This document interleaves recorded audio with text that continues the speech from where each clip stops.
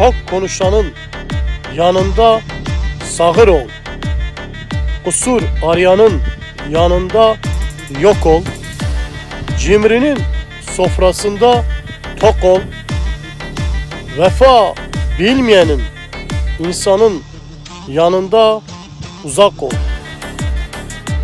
Hayası olmayan insanın yanında uzak ol. Tevazu bilmeyen insanın yanında ırak ol.